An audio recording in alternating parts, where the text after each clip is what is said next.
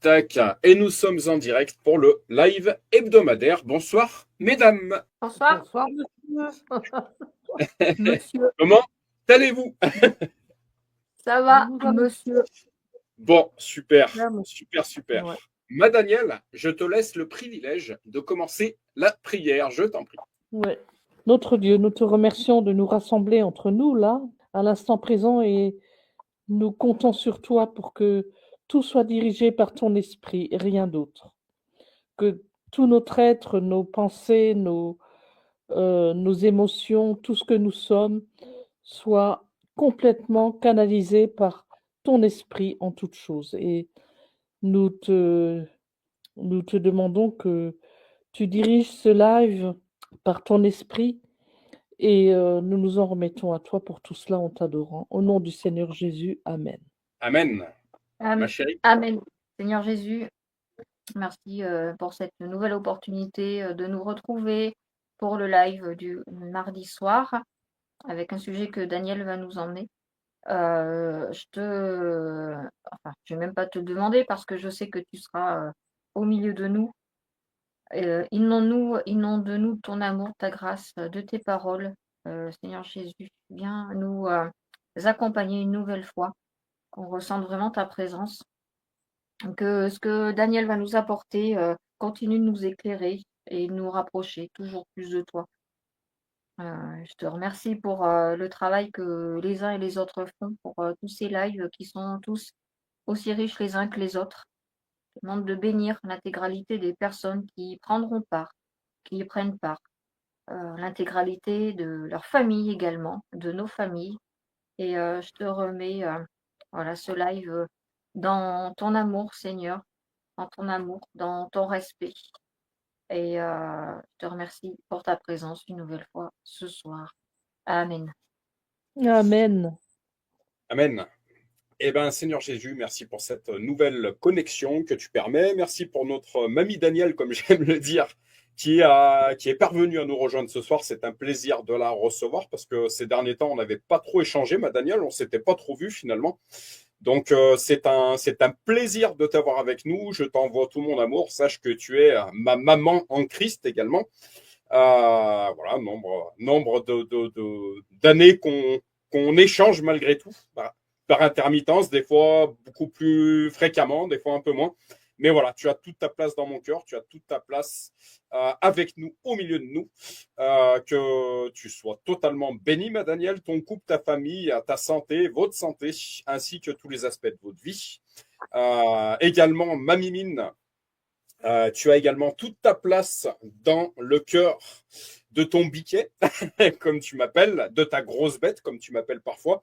Je t'envoie tout mon amour également, en tant que mari, en tant qu'ami, en tant que confident, en tant que multicasquette, comme j'aime te le dire. Voilà.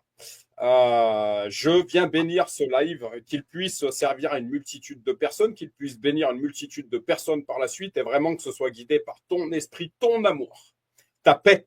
Avec ma chérie, actuellement, on parle beaucoup de cette paix qu'on trouve en toi. Peut-être que ce serait le sujet d'un live. Ma chérie, ce sera à toi d'apporter le live la semaine prochaine. Peut-être que ce sera voilà, la paix. Voilà, la paix qui est nécessaire dans ces temps chamboulés, dans ces temps où même les couples sont mis à l'épreuve, où les familles sont mis à l'épreuve, dans ces temps où l'actualité secoue de part et d'autre. Il est important de se centrer sur notre Seigneur Jésus, Prince de paix. Voilà, donc que tout ça soit guidé par ta paix, par ton amour et par un échange fraternel. Dans le nom de Jésus, j'ai prié. Amen et Amen. Ma chérie, je te laisse Amen. le micro. Amen. Amen. Bien, donc là, sur les jours qui viennent de s'écouler depuis le dernier live, est-ce que l'un et l'autre, vous avez un témoignage à nous apporter avant qu'on passe au message? Daniel, je vais commencer par toi. Au numéro 2. Ouais. Alors, mon témoignage, c'est avoir une utilité au niveau d'une église. On est, mon mari et moi, en chamboulement au niveau des églises parce que on se retrouve plus là où on est. on se retrouve plus au point où on n'a plus envie de fréquenter notre église parce que ça va plus. Mais mon mari fait des prédications dans d'autres églises dans lesquelles on est bien. Et il y en a une dans laquelle on est spécialement bien, c'est celle où on était dimanche, avant-hier. Et mon mari a fait une prédication qu'on a travaillé tous les deux ensemble sur la foi. Et c'est un texte que je veux vous partager tout à l'heure sur la foi, justement. C'est la prédication qu'il a faite et qu'on a travaillé tous les deux ensemble. Et donc, être accueillis dans cette église nous a fait du bien parce qu'on a retrouvé de l'amour fraternel qu'on ne trouvait plus là où on était. Et ça nous a reboostés tous les deux pour reprendre le chemin avec le Seigneur. Parce qu'il se trouve que dans les églises maintenant, de plus en plus, les seniors sont éjectés. Et c'est ce qui nous arrive un peu, quoi. Et ça nous attriste à un point où on était malheureux. Et là, ce dimanche, on a été accueillis avec des paroles d'amour incroyables et ça nous a régénérés tous les deux. Et on voulait vous partager ça parce que nous avons l'impression que dans les églises, de plus en plus, on accepte les jeunes, on les met sur un piédestal pour qu'ils redémarrent les églises et les personnes âgées, comme nous, au-delà de 70 ans, on les rejette. Et c'est vraiment notre souci pour continuer le chemin. C'est pas drôle du tout. Et on constate que c'est pas seulement chez nous, mais c'est un petit peu général partout. Et ça nous attriste énormément. Voilà. C'est ce que je voulais partager. C'est peut-être pas drôle, mais c'est vraiment ce qui me tient à cœur et qui me fait souffrir actuellement. Si vous pouvez aussi prier pour ça. Ok. J'en ai dit, voilà. Si Je vous voudrais, pouvez, oui. si tu me le permets, Daniel, plusieurs points en fait que l'esprit m'a apporté quand tu étais en train d'échanger sur ça et on priera pour ça, il n'y a aucun problème pour ça. Tu parles d'impression. Il faut se méfier des impressions. Parfois, on a l'impression que cette personne nous veut du mal. C'est pas le cas. Parfois, on a l'impression que cette église est mauvaise. C'est pas le cas. Parfois, on a l'impression que on est mal ici. C'est pas le cas. Il faut se méfier des impressions, en fait. Premier point que j'aimerais t'apporter, encore une fois, je ne sais pas tout. Mais je te dicte ce que l'esprit m'a montré. Il faut se méfier des impressions. Et ma chérie est extrêmement bonne là-dessus, puisque c'est la première à me le dire, parce que j'ai un travail également de mon côté sur ce point précis, en fait. Parfois, on a l'impression que cette personne nous veut du mal. C'est pas le cas. C'est pas le cas. Parfois, on a l'impression que on est oublié. C'est pas le cas. Et j'ai eu une expérience à ce niveau-là ces dernières heures, ma Danielle, ça tombe bien. Je me disais, mais cette personne, j'ai plus de nouvelles d'elle. Elle m'a complètement oublié, en fait. Aujourd'hui, j'ai eu des échanges bénis avec cette personne. Mmh. Il faut vraiment se méfier des impressions. Et là, ce qui va faire lien avec le deuxième point que j'aimerais t'apporter, je pense que depuis qu'on le prêche ici, ma Danielle, on connaît tous l'importance du corps de Christ. On connaît tous l'importance de la communauté. Hier, ma chérie m'écrivait une chose sur une feuille, elle me disait « Je ne suis plus toute seule ». C'est d'une extrême importance de surtout pas s'isoler, de ne surtout pas se mettre à part, de ne surtout pas, c'est d'une extrême importance. Encore une fois, je recite ça montre vraiment là où je veux vous emmener, c'est qu'une brebis seule est facilement égorgeable. Un troupeau de brebis, le loup aura beaucoup plus de travail.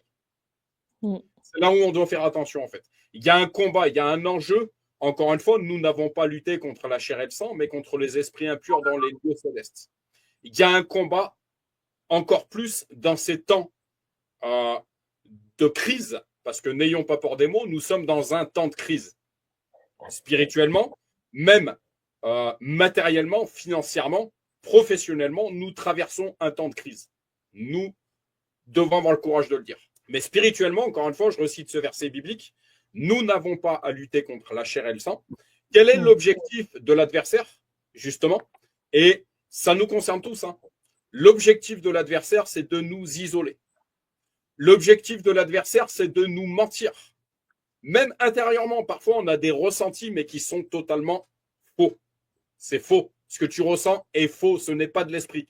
Ce sont des oppressions.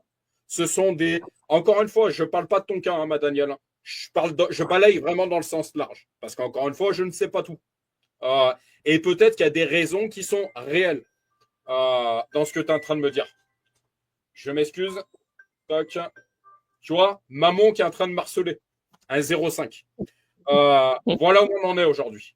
Pour revenir où j'en étais, l'objectif de l'adversaire, c'est qu'on quitte l'Église. Parce qu'il sait que l'Église est une institution voulue par Dieu. Je parle d'une bonne Église, bien entendu. Parce que je suis d'accord avec toi, ma Danielle, qu'il y a des mauvaises églises et où le Saint-Esprit, encore une fois, il n'y est pas. Et je suis sûr que si vous êtes honnêtes, toutes les deux, vous me direz oui, tu nous l'as déjà dit ça, Jérémy. Tu nous as déjà mis en garde par rapport à ça, Jérémy. Il y a des églises, le Saint-Esprit, il n'y est pas. Encore une fois, comment on reconnaît une véritable église? C'est une église où on prêche la parole de Dieu. C'est la base. Si tu es dans une église où la parole de Dieu n'est pas prêchée, et ma chérie, on l'a lu ces derniers soirs, ou si tu es dans une église où la parole de Dieu est détournée, alors c'est pas une bonne église. Je suis d'accord. L'objectif du diable, encore une fois, c'est d'isoler les brebis, de les mettre à part, de les placer, de faire en sorte qu'elles soient seules, parce que l'adversaire sait également qu'une brebis seule est beaucoup plus fragile. Il le sait. Quand il faut faire attention, je suis d'accord avec vous, il faut faire attention avec qui on parle. Ça aussi, c'est de la sagesse. Fais attention à qui tu parles de tes problèmes de couple. Fais attention à qui tu parles de tes problèmes financiers ou je ne sais quoi. Parce que, comme on dit, il y a de nombreux, ce qu'on appelle les bons conseillers, entre parenthèses. Sauf qu'ils vont t'amener à ta perte. Je suis d'accord avec ça. Pour rester centré sur ce que je voulais t'apporter, ma Danielle, n'oublions jamais qu'il y a un enjeu spirituellement. L'objectif de Satan, c'est qu'on quitte l'Église. C'est qu'on quitte l'Église. Parce qu'il sait que une Église, c'est quoi? C'est un rassemblement de chrétiens. Alors, je suis d'accord avec toi, ma Danielle. Il y a deux véritables chrétiens, véritablement nés de nouveau, et il y a ce qu'on appelle des chrétiens charnels. Ne les jugeons pas. Nous sommes tous en cheminement. On n'est pas arrivé encore. On a tous comme j'aime dire à ma femme, on a tous des tas de plus. J'ai pas peur de le dire. On a tous des parts d'ombre, on a tous des moins, on a tous des plus. On en a tous. Mais qu'est-ce qu'une église? C'est un rassemblement de chrétiens. Donc, là où deux ou trois sont assemblés en mon nom, je suis au milieu d'eux. Eh bien, ça, Satan, il veut pas. Il essaye d'attaquer ça. Il essaye de s'en prendre à ça. C'est pour ça que nous devons faire preuve d'extrêmement de discernement. On peut reprendre également, c'est pas parce que tu as le titre de pasteur que tu as que des plus, tu as peut-être des moins aussi. L'importance de dire les choses aux gens aussi, mais dans la manière de le dire. Dans la manière de le dire. Et ça, on a tous un travail, j'en ai un aussi, on a tous un travail à faire là-dessus. Mais de ne pas quitter l'Église dès la moindre contrariété. S'il y a un problème au niveau des anciens, ma Danielle, eh ben, d'aller voir le pasteur, d'aller voir les responsables de l'Église et d'avoir le courage de leur dire, avec les mots qu'il faut, avec l'amour, voilà ce que je ressens. Une Église, je vais t'apporter un verset qui va faire écho à ce que je t'apporte, ma Danielle, et tu vas me dire, mais je suis d'accord avec toi, mon Jérémy. Il y a un verset biblique qui dit que Jésus a aimé, ce verset biblique qui dit, aimez votre femme comme Jésus a aimé l'Église. Ma Danielle, une Église parfaite, ça n'existe pas. Une Église parfaite n'existe pas. Ce qui sera parfait, ce sera la Jérusalem céleste. Ça, elle sera parfaite. Mais une Église parfaite, une Église où il n'y a pas d'enjeu, une Église où il n'y a pas de choses à travailler, une Église où il n'y a pas de choses à améliorer, ça n'existe pas. Une Église, comme j'aime le dire, c'est un organisme vivant. Donc, ça bouge. Il y a des choses qui changent, il y a des choses qui sont mises en place. Et une Église, parfois, elle se trompe. Parfois, un un dirigeant d'église se trompe.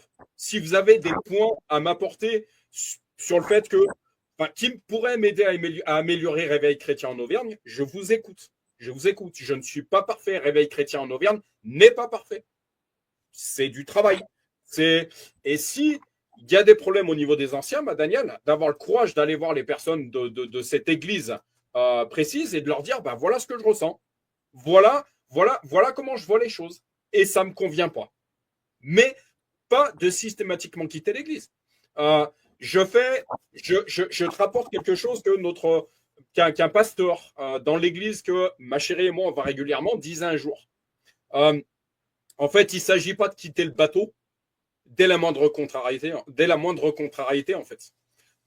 Si à chaque fois on quitte l'équipage parce qu'il y a une chose qui n'est pas parfaite, parce que ça ne peut pas avancer en fait, soit un élément pour que cette église soit utilisée par Dieu, soit un élément de Dieu pour améliorer cette église-là.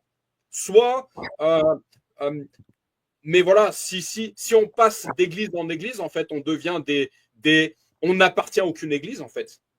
Et encore une fois, on est dans un monde qui a un manque crucial d'appartenance en fait. On parlait de perte de repères. On est dans un monde qui est en perte de repères, où il n'y a plus de liens, où il n'y a plus de voilà, on n'appartient plus à un groupe en fait.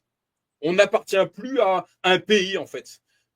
Si je te le disais hier soir, ma chérie, on est dans un monde mais qui devient hors sol en fait. Faisons attention de ne pas faire la même chose avec l'Église en fait. Voilà. Et la troisième chose que j'aimerais t'apporter, Daniel, qui ira peut-être un peu plus dans ce que tu nous apportes ce soir, c'est cet évangéliste qu'on connaît en commun qui me disait un jour, connecte-toi avec des personnes qui ont la même vision que toi. Il y a multitude d'églises, Daniel.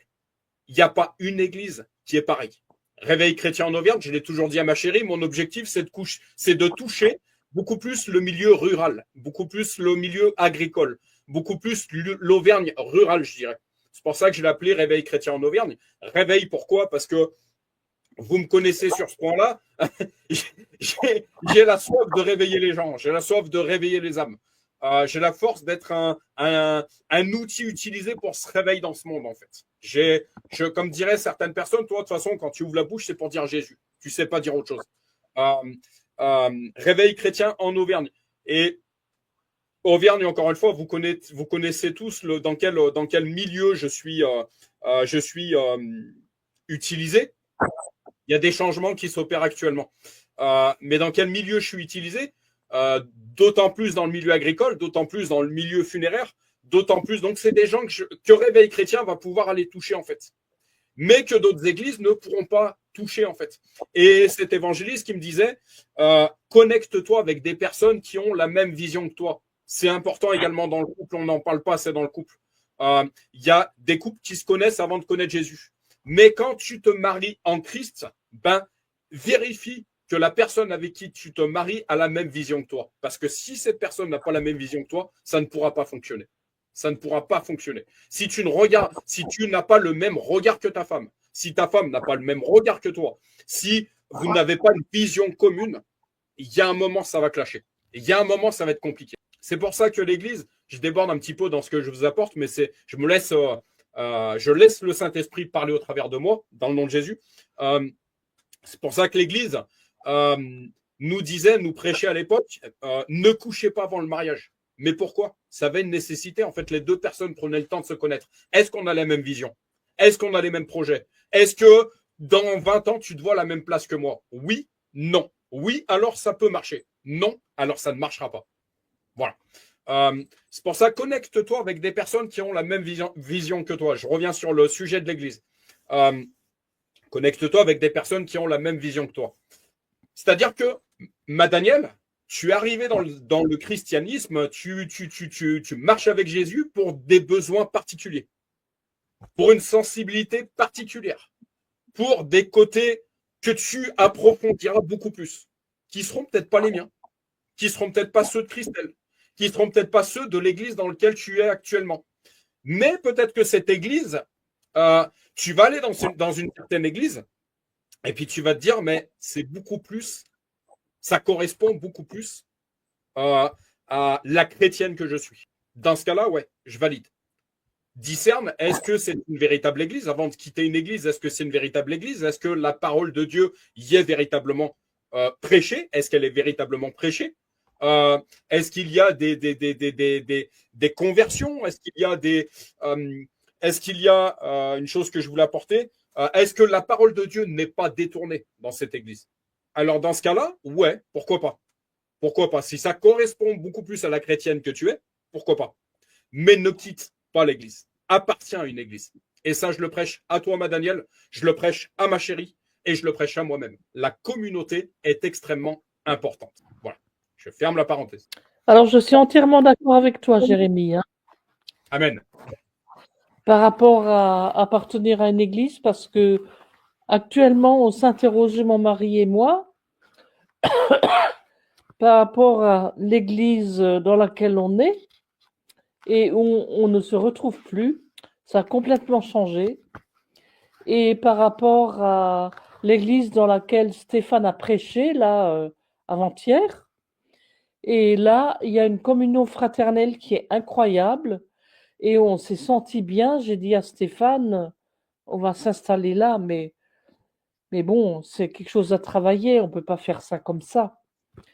C'est ce qu'on a vécu sur le moment, et on a vraiment vécu une communion fraternelle très intense. Mais là où on est basé, dans l'église dans laquelle on est normalement, on retrouve plus ça. Et on est paumé. On est paumé parce qu'on se sent plus bien, quoi. Alors quoi faire? On est un petit peu en suspension actuellement. Mais le travail va se faire. On remet ça au Seigneur. Le Seigneur va nous guider dans tout ça. Amen. Mais bon, c'est quand même douloureux, hein, c'est pas évident. Moi, je te dirais plusieurs points, ma Daniel, sur comment procéder. Je te dirais d'aller voir les responsables de l'église avec lesquels tu as des différends et de leur exposer les choses, en fait. De leur dire, voilà, même, enfin, si tu n'arrives pas à le dire, tu l'écris. Tu peux l'écrire. C'est une chose que je dis à ma femme. Si tu n'arrives pas à me dire certaines choses, bah écris-le. On s'amuse actuellement, d'autant plus dans les temps de tempête, on s'amuse à prendre une feuille et à écrire, en fait. Voilà. On n'a pas forcément besoin. Il y a plusieurs manières de communiquer. Ça, c'est une chose que j'apprends également de mon côté. Je disais hier soir à ma femme, en fait, on n'a pas besoin de forcément se parler pour s'aimer, en fait. Il y a plusieurs manières de communiquer. Et également apprendre la manière de communiquer de l'autre. Bref, je ferme la parenthèse parce que c'est pas le sujet ce soir.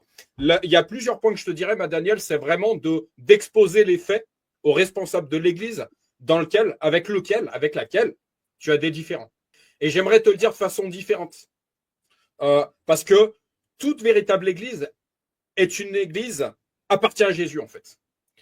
Donc, c'est pas avec l'Église que tu as des différends. C'est avec les personnes qui tiennent cette Église avec lequel. C'est pas avec l'esprit avec lequel tu as un différent. Tu vois, vraiment l'apporter spirituellement. C'est pas avec Jésus avec lequel tu as un différent. C'est pas avec l'esprit que tu as un différent. C'est avec l'homme charnel, dans sa partie charnelle. C'est les responsables de l'Église avec lesquels tu as des différends. Donc, de leur exposer les choses, tu vois la réaction. C'est entendu, ok, très bien. Parce que ça peut être très bien reçu, en fait. Ok, bah, on n'avait pas vu. Parce que c'est quand même une mission particulière de tenir une église. C'est du travail. Et on ne voit pas tout des fois. On ne voit pas tout. Et si la personne est suffisamment humble, ok, je reçois ce que tu me dis, j'avais pas forcément vu, j'avais pas la vue sur ça, en fait. Je le voyais pas comme toi. Parce que ça peut faire naître également un échange complètement constructif, en fait. Et peut-être même que la personne peut dire, eh ben écoute, je suis complètement d'accord avec ce que tu m'apportes aujourd'hui, eh ben je te mets responsable des anciens. Et c'est toi qui vas prendre les rênes de tout ça. Ça peut ouvrir une porte complètement positive, en fait. Par contre, si la personne reste campée sur ses positions, l'humilité précède la gloire, mais l'orgueil précède la chute. Si la personne reste campée sur ses positions, eh ben, tu peux avoir, comme tu me disais tout à l'heure, ma Daniel, ça se fait pas comme ça. Il y a une manière, je dirais, il y a une manière de quitter une église également. C'est-à-dire de pas claquer la porte, tu sais, de manière charnelle, allez tous vous faire gratter. Non, ça, non, il y a une manière de procéder, en fait. Parce que n'oublions pas que même si le serviteur de Dieu, la servante de Dieu avec lequel tu as des différends actuellement, elle reste enfant de Dieu. c'est un enfant de Dieu. Euh, euh, Même si cette église correspond plus à ce que je recherche, c'est une œuvre de Dieu. Donc, voilà, de le faire, j'ai envie de dire proprement. Tu vois, je suis en processus, je suis dans un certain processus professionnel actuellement. J'essaye de le faire avec les mains propres, quoi. Tu vois, on ne sait pas de quoi est fait le lendemain. Peut-être que cette personne, peut-être que cette église actuellement ne t'apporte pas ce que tu recherches, mais dans 10 ans, on ne sait pas. On ne sait pas de quoi demain sera fait, en fait. Donc, de faire les choses proprement. Et puis, peut-être d'avoir une période, je dirais, de processus. Mais c'est marrant parce qu'il me semble que c'est déjà un échange que j'ai eu avec toi, ma Daniel. Donc, également, de se poser la question, mais est-ce que ça vient pas de moi? Est-ce que ces ressentis viennent pas de moi? Est-ce que c'est vrai ce que je ressens? Voilà. Parce que on peut passer, encore une fois, on peut passer notre vie de passer d'église en église. Encore une fois, je ne balance pas la pierre, je ne sais pas tout. Mais on peut passer notre vie de passer d'église en église et être complètement instable, en fait, spirituellement. Ça peut être le cas aussi.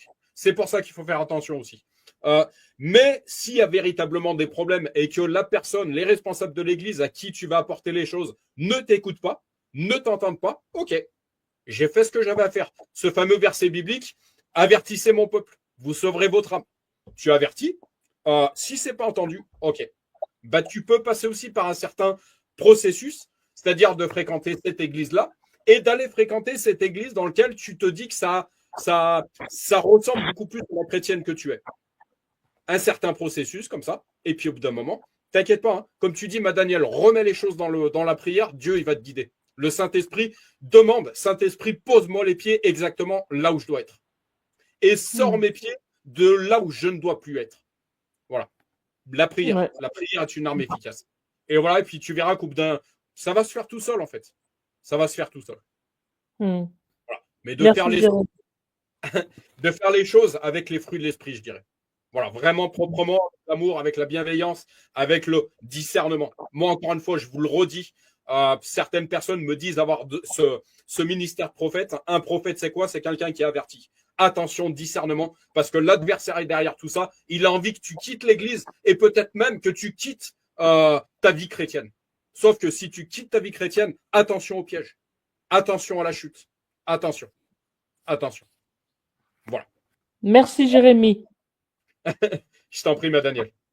En ce qui me concerne, ma chérie, un court témoignage, je pense, et puis je te laisserai le micro après par rapport à mes expériences, c'est que d'arrêter d'attendre de l'homme faillible, arrêter d'attendre de l'homme imparfait dans la chair, arrêter d'attendre de l'homme ce que seul Dieu nous apportera. Ma révélation cette semaine, ça a été d'arrêter d'attendre de l'homme qui viendra seulement de Dieu. Est-ce que tu comprends ce que je te dis quand je t'apporte ça? En fait, arrêter d'attendre de l'homme ce qui viendra seulement de Dieu.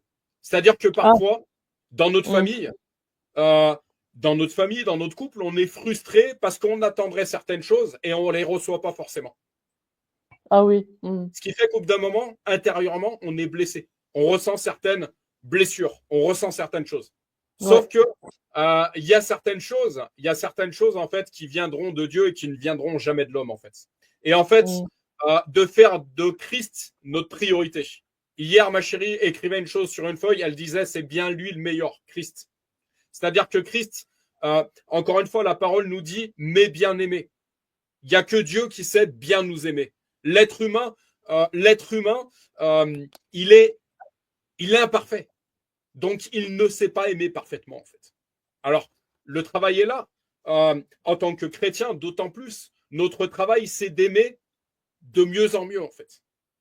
C'est de crucifier cette chair, en fait, qui ne sait pas aimer, de laisser place au Saint-Esprit, au fruit de l'Esprit, pour aimer de mieux en mieux. C'est un travail également de mon côté. Je n'ai pas peur de le remettre à la lumière. Mais également, si tu ne reçois pas ça de la personne, si tu ne reçois pas ça de telle personne, arrête d'être frustré. Arrête. Parce qu'il y a des choses qui... Fais de Christ ta priorité. Si tu es rempli de Christ, si tu es plein de Christ, il y a certaines situations et certains comportements, en fait, humains, il y a un moment où ça ne te touchera même plus, en fait. tu n'attendras même plus en fait. Puisque Dieu te comble, puisque Christ te comble, il y a des choses, c'est pas grave. C'est pas grave. J'abandonne ça, je lâche prise. Parce qu'en fait, si on ne lâche pas prise, on est frustré, on est blessé. Notre cœur, c'est un travail. Au sein de ma personne, notre cœur devient un véritable champ de bataille, en fait. Faut arrêter avec ça. Voilà ma révélation de mon côté. Ma chérie, tu réécouteras de manière différée. Mais en gros, le message, ma révélation de mon côté, c'est d'arrêter d'attendre de l'homme, H majuscule, ce qui ne viendra que de Dieu, en fait. Non. Si tu es rempli de Christ, si tu es comblé par Dieu, si tu, il y en a qui parlent de carence affective, ça a été mon cas, c'est parfois encore mon cas. J'ai encore des forteresses à abattre à ce niveau-là. Mais d'arrêter en fait. Remplis-toi de Christ, fais de Christ ta priorité. Alors attention, tout est question d'équilibre. Encore plus dans le couple. Si au bout d'un moment il y a plus de communication, si au bout d'un moment il y a plus d'affectif, si au bout d'un moment, il n'y a plus de déclaration, si au bout d'un moment, il n'y a plus de tout ça, on a en droit de se poser certaines questions aussi, quoi. Et de sérieusement travailler, parce qu'encore une fois, une chose que j'aimerais remettre à la lumière, le divorce est un piège de l'adversaire. Ah ouais, Le divorce est un piège de l'adversaire. c'est Le clair. mariage, l'alliance est voulue par Dieu. Mm. Et on n'a qu'à ouvrir les yeux, on n'a qu'à regarder tout autour de nous le monde dans lequel il est actuellement. Et encore une fois, je ramène cette notion. Encore une fois, il y a Satan derrière tout ça parce qu'il sait que le mariage est une alliance. Il sait que le mariage et la famille est un lieu où se livrent de véritables combats. Parce que Satan, il veut pas ça. Il veut pas. Ouais. Il veut le contraire. Satan, il veut l'infidélité, il veut l'adultère, il veut la fornication, il veut l'instabilité. Il veut un peu comme ce monde de consommation en 2 mots, à laquelle on a affaire aujourd'hui, consommer et puis jeter en fait. Voilà, Satan, il veut la même chose pour le couple, il veut la même chose pour la famille. Donc, discernement derrière tout ça, et travaillons tous. La femme doit travailler pour son couple, le mari doit travailler pour son couple, les 2 personnes, et pas une personne sur les 2. Sinon, au bout d'un moment, c'est pareil, ça va aller dans le mur. Ça va aller dans le mur. J'ai pas peur de le dire. Et aujourd'hui, je pense que c'est important de le dire. Voilà. Ouais, tout à fait. Voilà. De mon côté, ma chérie, à toi, le micro.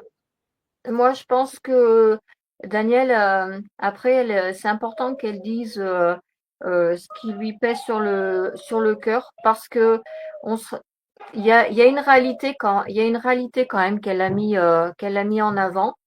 C'est le fait, on est dans une société en fait qui parle énormément de l'inclusion, de droite et de gauche.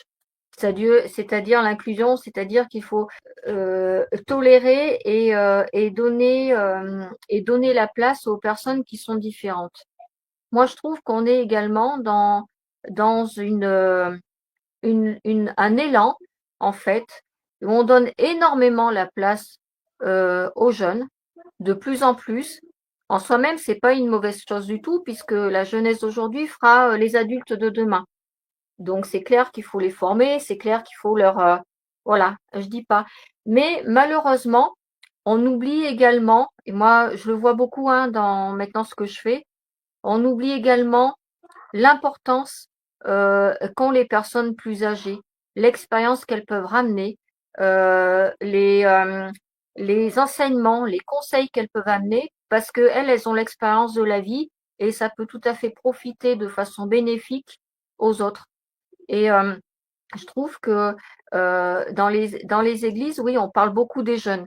Je vais parler essentiellement de ce que je connais. J'ai beaucoup entendu de discours sur les jeunes dans l'église qu'on fréquente, mon chéri. Il y a des choses qui sont faites pour eux, il y a des soirées qui sont faites pour eux, il y a des enseignements qui sont faits pour eux. C'est très bien. Là-dessus, rien à dire. Mais on parle beaucoup aussi des cellules. Dans les cellules, il y a des personnes, on va dire, qui se trouvent dans un âge intermédiaire. Voilà. Des moins jeunes quand je parle des moins jeunes, je parle peut-être de la tranche au-dessus des jeunes, jusqu'à peut-être la cinquantaine, limite peut-être la soixantaine. Voilà. Mais c'est vrai que je trouve qu'il n'y a pas finalement tant de place que ça faite pour les personnes qui sont beaucoup plus âgées. Alors déjà, bon, moi, dans l'église dans laquelle on est, il y en a pas énormément de personnes vraiment qui sont beaucoup plus âgées.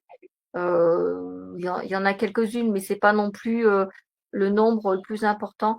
Mais pourquoi est-ce que justement on chercherait pas à développer également, d'avoir un impact sur celles-là? Parce que bon, la plupart, elles ont quand même baigné dans une certaine, comment je vais dire, elles ont été sensibilisées à l'existence de Dieu pour la plupart, puisqu'on n'oublions pas qu'on est un pays chrétien, catholique, et que c'était la culture, voilà. Et on essaye beaucoup en fait de se tourner vers les jeunes. Pourquoi est-ce qu'on se tournerait pas non plus vers les personnes âgées et vraiment leur laisser toute la place aussi? Voilà. Moi, je pense que c'est intéressant le sujet qu'elle soulève finalement, Daniel. Parce que toutes ces personnes, en fait, elles ont tellement de choses à nous apprendre et c'est dommage que alors après je sais pas, hein, tout non plus ce qui se passe, dans l'église où elle est, mais c'est dommage que, ces personnes qui ont tant d'expérience à nous donner finalement, heu, se sentent, laissées de côté, se sentent, oubliées, se sentent, voilà, et c'est un phénomène malheureusement qui est récurrent dans notre société aujourd'hui. Voilà, on les isole de plus en plus alors que pourtant, enfin c'est contradictoire, alors que pourtant on essaye de faire des choses pour qu'elles soient moins isolées. Voilà. Mais ouais, peut-être sujet à réflexion, comme tu disais, mon chéri, d'aller emmener ça à leur pasteur et de leur dire, bah, écoutez, nous, pourquoi est-ce que justement Daniel, avec un certain nombre de personnes, entre guillemets, anciens de l'Église, n'irait pas aller trouver ce pasteur et leur dire, voilà, nous, on a des choses à apporter, on aimerait vraiment qu'il y ait un moment pour nous, qu'il y ait une place réellement pour nous. Parce que on en apprend beaucoup, hein. Voilà ce que je voulais dire. Mais par contre, ce que j'ai compris, en tout cas du témoignage qu'elle a apporté, Daniel, c'est que il est pas question pour elle comme pour ses fans de quitter une église, mais de trouver vraiment quelque chose qui leur corresponde un peu plus. Alors c'est pareil, je pense que ça, c'est une chose aussi qui devrait être, hem, comment je vais dire, qui devrait prendre en fait sa place également.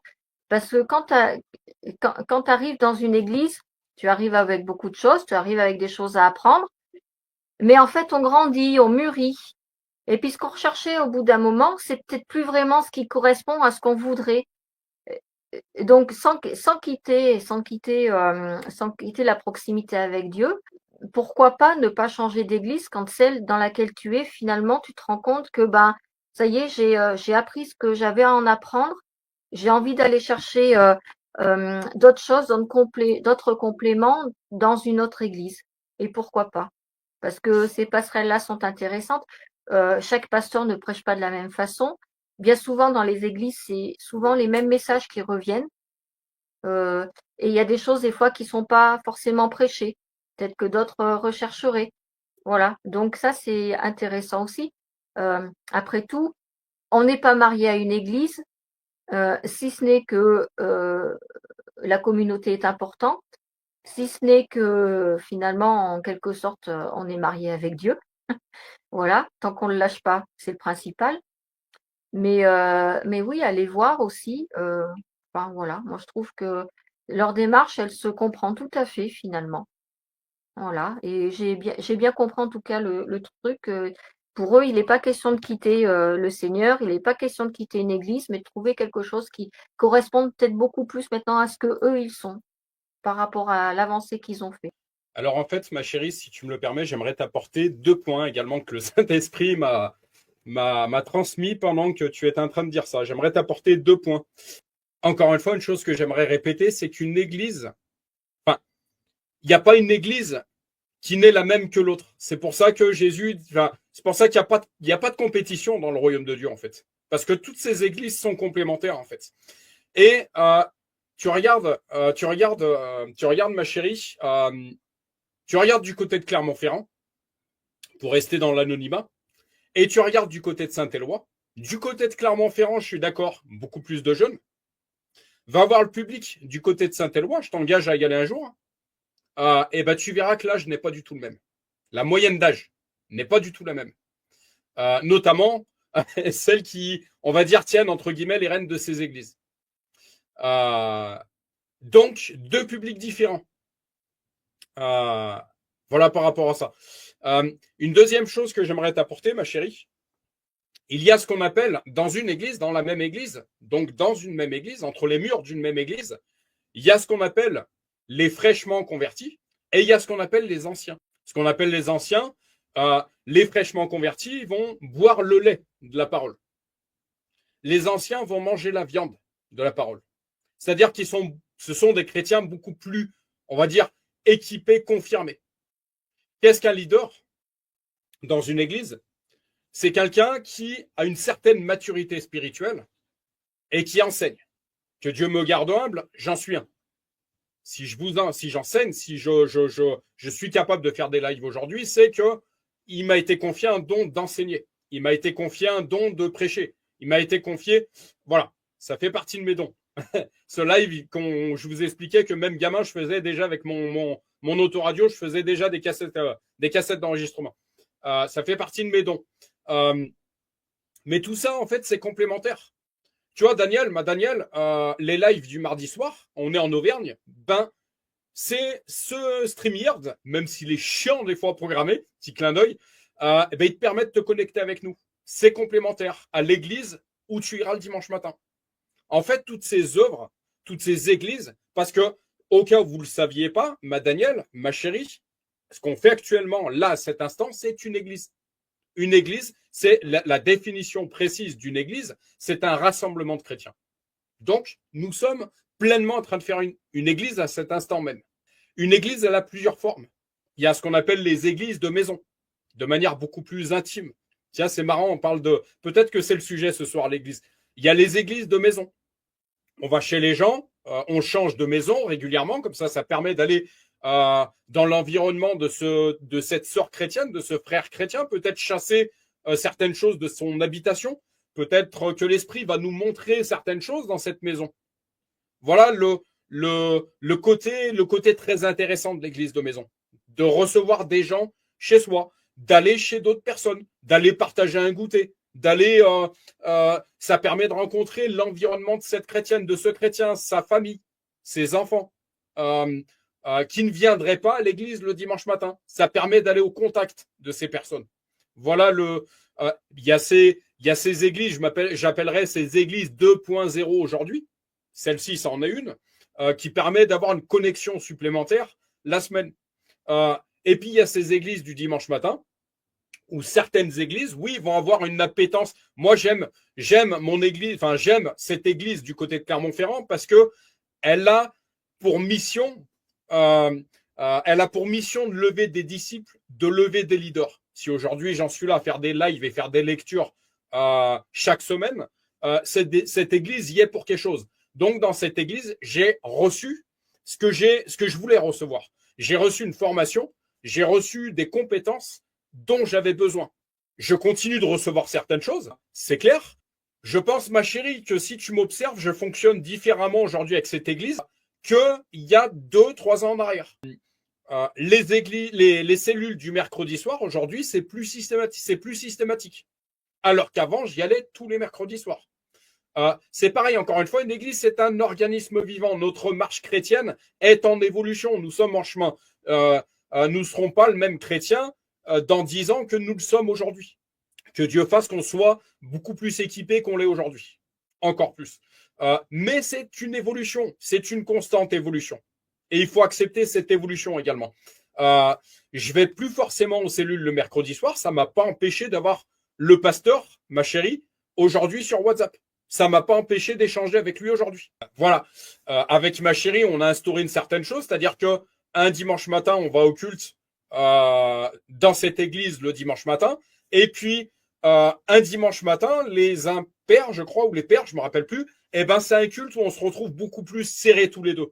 Parce que la communion dans le couple, elle est également importante.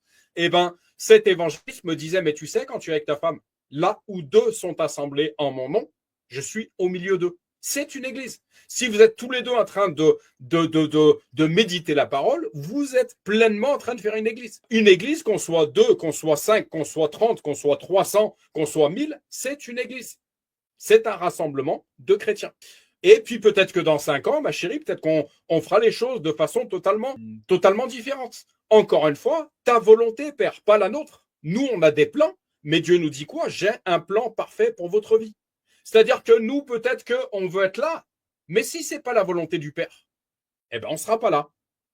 Si nous sommes véritablement nés de nouveau, ce verset biblique que je relisais hier, ce n'est plus moi qui vis, c'est Christ qui vit en moi. C'est-à-dire que c'est plus moi qui pilote ma vie. Père, prends ma vie, prends tous les aspects de ma vie. On priait pour ça encore hier soir, ma chérie. Prends tous les aspects de ma vie, mon mariage, ma famille, mes finances, mon travail, prends tout. Je te laisse tout dans le nom de Jésus.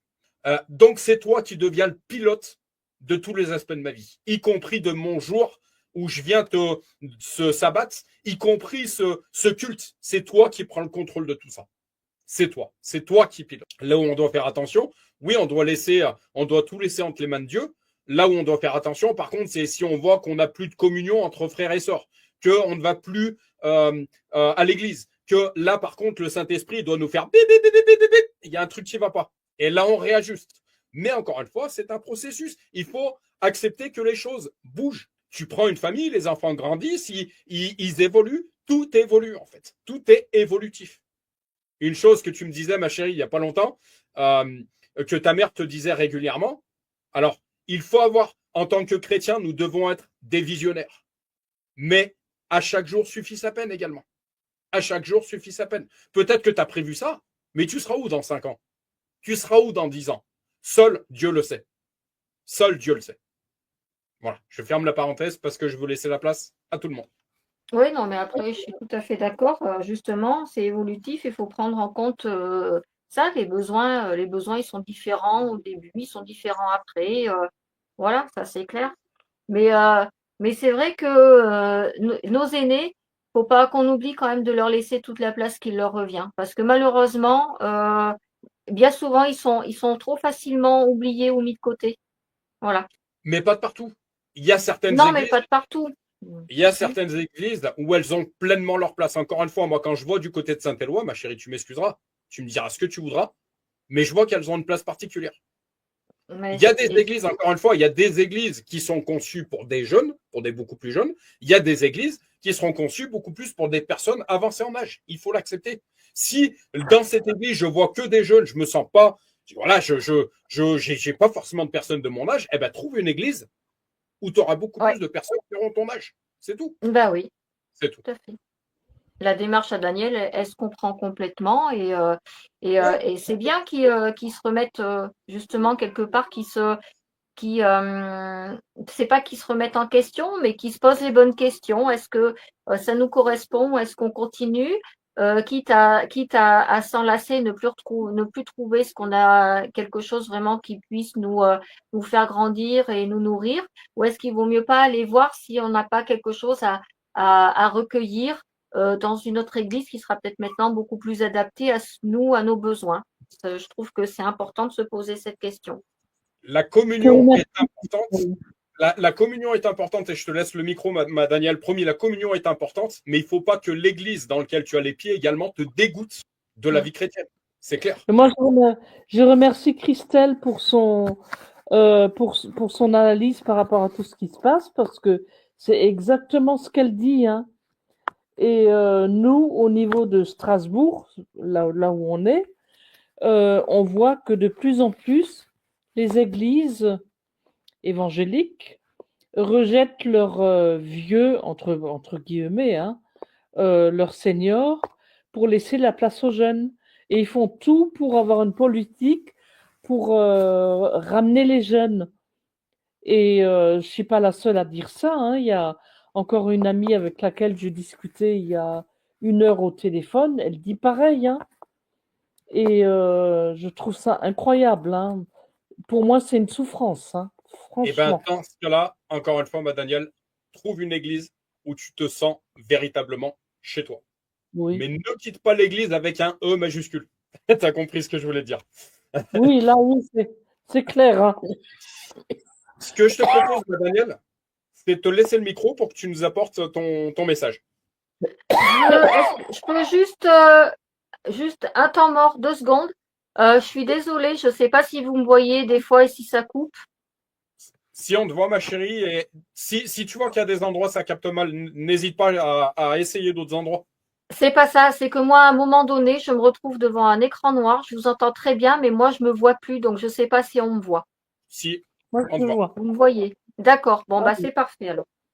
Yes. pas de problème. À toi, le micro, ma Daniel. Oui.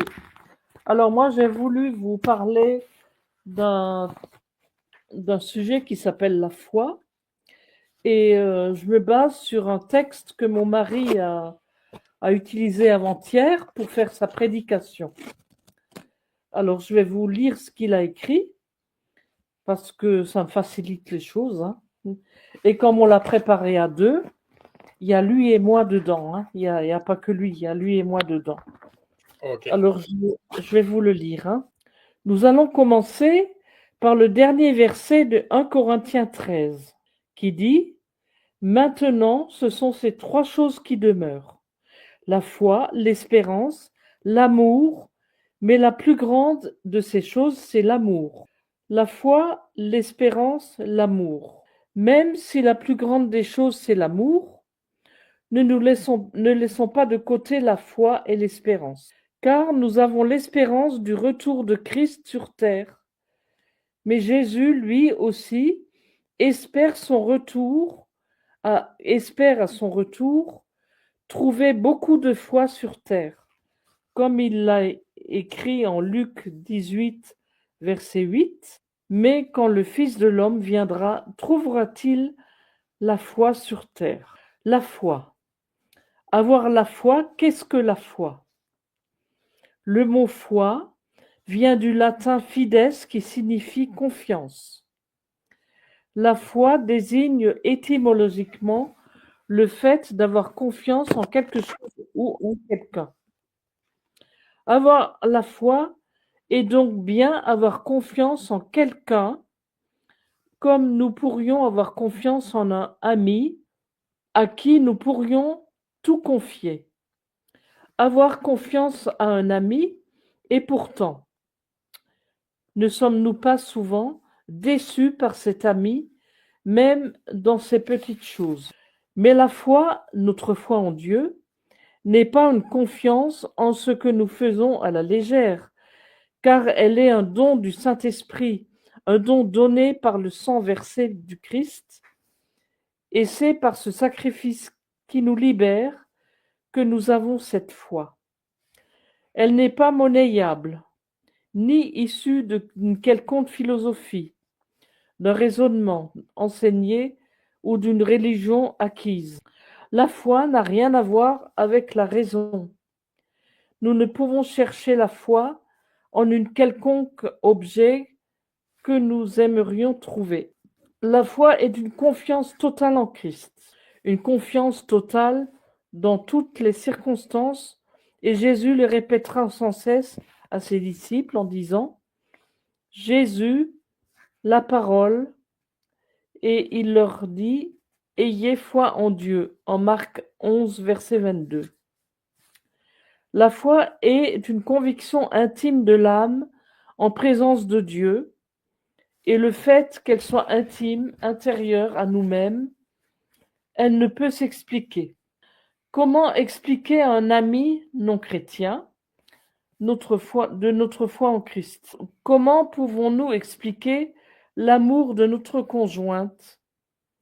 Cela se voit dans nos actions, mais la foi ne peut s'expliquer. Exemple, Jean-Claude, comment as-tu la foi? Jean-Claude, c'est un ami avec qui un jour j'ai posé la question. C'est lui qui m'a posé la question, mais comment tu as eu la foi? Et donc, je lui ai expliqué, mais il n'a pas compris. La foi est donnée par Dieu, par sa grâce. C'est par la grâce que nous sommes sauvés, par le moyen de la foi. Cela ne vient pas de vous, c'est le don de Dieu. Ce n'est point par les œuvres, afin que personne ne se glorifie, selon Éphésiens 2, versets 8 et 9. La foi est un don de Dieu. Elle se fortifie dans la recherche permanente. La foi est un lien, est un bien, une démarche personnelle. Elle ne peut être un quelconque enseignement extérieur. Elle reste intérieure et elle se développe en chacun de nous. Elle est ce que je suis, entre guillemets, c'est le nom de Dieu, je suis, a mis en notre âme. Et c'est à chacun de nous de la faire fructifier. Dieu nous demande de lui faire confiance. Et c'est à nous de répondre oui ou non. Si nous répondons oui, notre foi devient vivante et elle ne peut être qu'une relation étroite entre Dieu et nous. Notre foi indéflectible se nourrit alors de la Bible et devient l'ensemble des vérités que nous enseigne la Bible. Lorsque nous avons dit oui à Christ, notre foi doit être permanente. Elle n'est pas une sorte de yo-yo. Un jour j'ai la foi, un jour je ne l'ai plus. La foi doit alors être active à chaque heure de notre vie. Elle doit rester en action pour qu'elle puisse être un témoignage aux yeux du monde. Sans les œuvres, notre foi reste inactive, morte, comme nous le dit Jacques dans le chapitre 2, versets 17, 18 et 20. Il en est ainsi de la foi. Si elle n'est pas les œuvres, elle est morte en elle-même. Mais quelqu'un dira, toi, tu as la foi, et moi, j'ai les œuvres. Montre-moi la foi, montre-moi ta foi sans les œuvres, et moi, je te montrerai ma foi par les œuvres. Veux-tu savoir, ô homme vain, que la foi sans les œuvres est inutile? La foi donnée par grâce doit être visible par les œuvres que Dieu a placées devant nous. C'est comme un donnant-donnant, pouvoir redonner par nos actions ce que Dieu nous a donné, les œuvres que nous ferons par notre foi seront les fruits qui feront que l'on reconnaîtra les œuvres de Dieu en nous.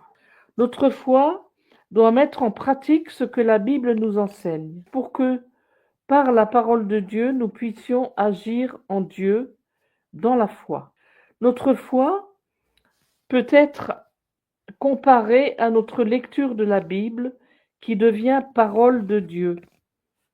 Dès que nous la mettons en action et que nous l'acceptons comme la parole personnelle et vivante. Nous lisons la Bible et elle devient parole de Dieu dès que Dieu nous parle, et c'est alors que nous écoutons ce que Dieu nous dit, tout comme la foi devient réelle que lorsque nous laissons aller en Christ, en qui nous avons donné toute notre confiance. Notre foi s'entretient au quotidien. Tout comme notre lecture de la Bible qui devient parole lorsque nous nous laissons transformer par elle. La Bible nous forme et nous informe. La parole de Dieu nous transforme. Ne laissons jamais la Bible comme une lettre morte, une simple lecture, un livre théologique ou de morale, mais laissons-la agir en nous pour qu'elle devienne parole de vie, tout comme la foi, nous la laissons pas dormir en nous. Et mettons-la toujours en action, comme nous l'écrit l'apôtre Jacques, chapitre 2, verset 17. Il en est ainsi de la foi. Si elle n'a pas les œuvres, elle est morte en elle-même. La foi peut-elle faire des miracles, comme nous le dit le Christ dans les évangiles? En Matthieu 21, verset 21, il est dit, « Si vous aviez la foi, comme vous ne doutiez point, quand vous diriez quand vous diriez à cette montagne, ôte-toi de là et jette-toi dans la mer, cela se ferait.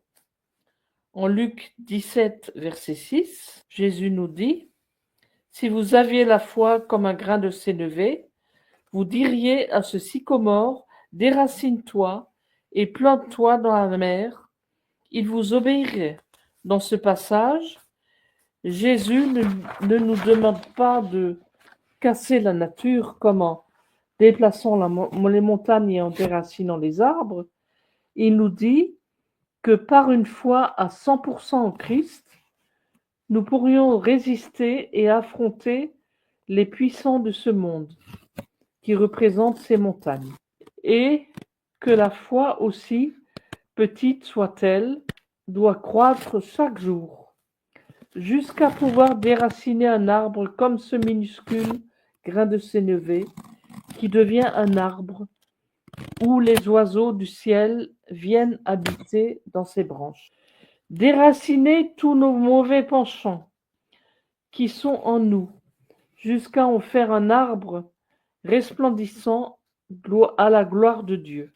Dans les différents passages de l'Évangile, le Christ fait des miracles en guérissant un paralytique. Qu'est-ce que tu penses de tout ça, ma chérie, sur la foi?